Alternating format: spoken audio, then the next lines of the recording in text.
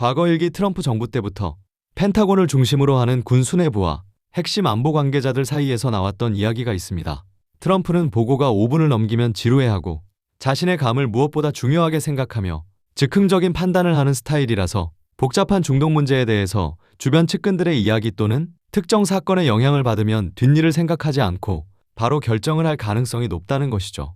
이런 스타일이 일반적인 정부 예산이나 제도 개선 등의 정책 결정에서는 가끔씩은 좋은 결과를 가져오고 국민의 지지도 얻는 경우가 있지만 문제는 미군이 관련된 특히 해외에서의 미군의 활동과 관련된 결정을 할 때에는 예상 못한 치명적인 악재로 작용할 수 있다는 부분이었습니다.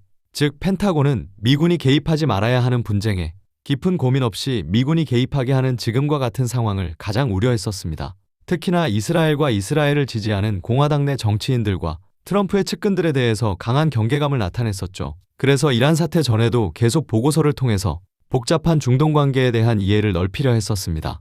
또한 이스라엘이 미국을 이용해서 주변 국가들을 무장해제시키고 자신들의 영향력을 극대화하려는 확장 정책에 대해서 극도의 경계감을 가지고 이를 막기 위해서 노력을 했지만 결과적으로는 실패를 했습니다. 트럼프는 자신의 실수나 잘못을 인정하는 스타일이 아닙니다. 그래서 이번 이란 사태에 대해서도 펜타곤은 사태 전부터 이란 공격의 명분도 목적도 불분명하며 폭격과 공습만으로는 이란이 굴복할 리가 없고 이스라엘은 수건 사업인 이란의 무장해제를 집요하게 관철시키려 할 것이기에 미군이 이에 어설프게 개입하면 체면 때문에라도 계속 끌려 들어가는 최악의 상황을 예상하고 반대를 했었습니다. 하지만 현실은 지금 보는 것과 같죠. 명분 없는 전쟁은 과거 월남전부터 이후 아프간 전쟁이나 이라크 전쟁까지 시작은 요란했는데 지나고 보면 참전할 이유가 없었던, 반대로는 특정 이해관계를 가진 기업이나 세력을 위해서 미군이 용병 역할을 했던 수많은 사례가 있습니다. 이번 이란 사태도 마찬가지고요.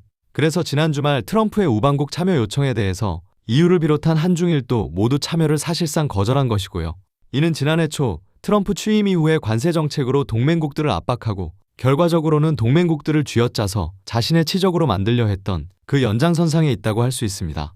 지금의 현실을 보면 트럼프가 경계했던 중국이나 또한 러시아가 가장 큰 반사 이익을 얻고 있고 오히려 전통적인 미국의 우방 국가들이 관세 정책에서도 그리고 이번 이란 사태에 대해서도 가장 큰 압박에 시달리고 있습니다. 결과적으로는 트럼프의 정책은 실패고 앞으로도 추가로 실패할 가능성이 높다고 봅니다. 결국 이번 이란 사태도 명분 없는 전쟁, 실패한 전쟁 또는 개입으로 끝나리라 봅니다. 트럼프가 어떻게 포장한다고 해도 말이죠.